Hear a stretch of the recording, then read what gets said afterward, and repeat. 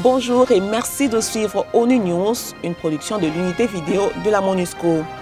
Dans cette édition, nous ferons le point sur la participation de la MONUSCO au processus électoral et puis nous évoquerons la journée de sensibilisation contre le VIH-Sida.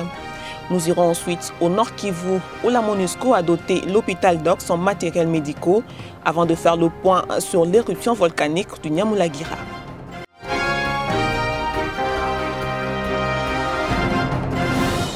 Tout d'abord, un point sur le processus électoral avec les élections du 28 novembre.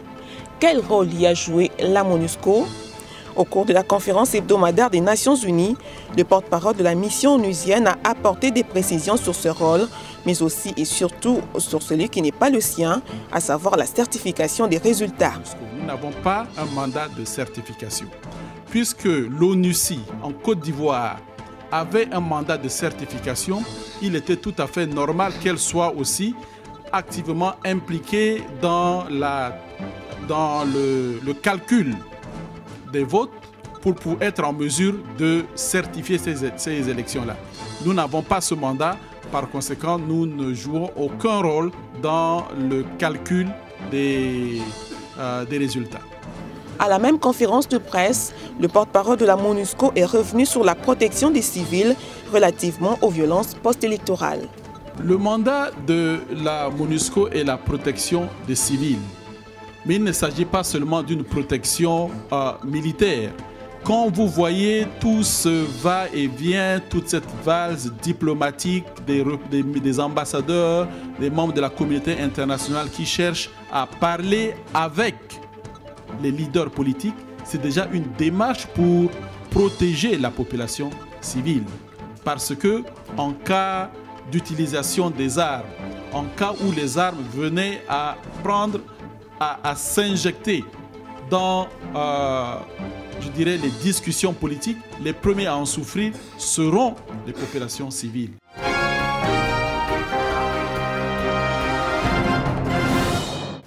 À l'occasion de la journée mondiale de lutte contre le sida, célébrée le 1er décembre de chaque année, le secrétaire général des Nations Unies, Ban Ki-moon, a exhorté la communauté internationale à s'investir davantage dans la lutte contre le VIH-Sida.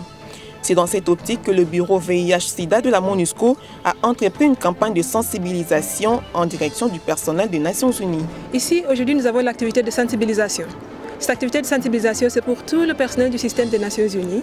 C'est le UN Cares, l'apprentissage sur le VIH-Sida, sur le lieu de travail, pour le personnel des Nations Unies et leurs familles.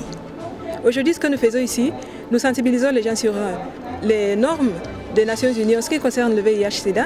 Nous donnons les informations par rapport aux connaissances de prévention.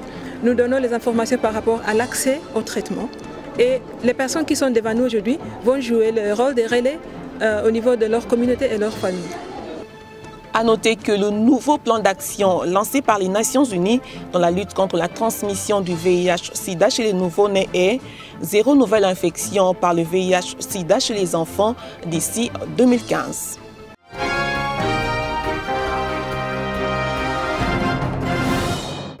Rendons-nous à Goma, où la MONUSCO a fourni à l'hôpital Dox un lot de matériel médical destiné aux salles d'opération, de réanimation, de stérilisation et à la maternité.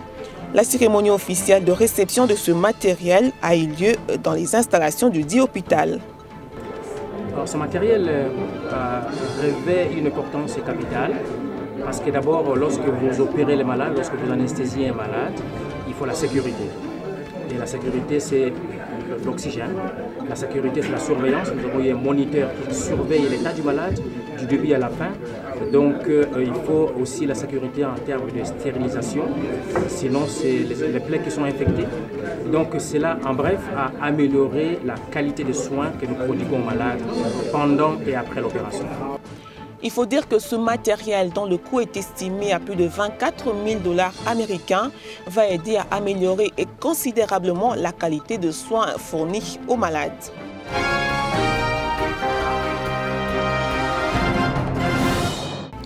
Le 6 novembre dernier, le volcan Nyamulagira, situé à près de 30 km de la ville de Goma, est entré en éruption.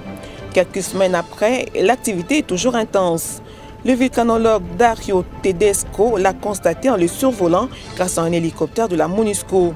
Il s'agissait pour cet expert du Bureau nord-kivousien des Nations Unies pour les services d'appui au projet UNOPS d'en faire l'évaluation. C'est le Nyamulagira, c'est le deuxième volcan plus actif d'Afrique. C'est une éruption qui dure déjà depuis 42 jours et à mon avis ça va durer encore longtemps. Elle est très bien alimentée mais il n'y a pas de danger pour la population et ça c'est la première chose à dire.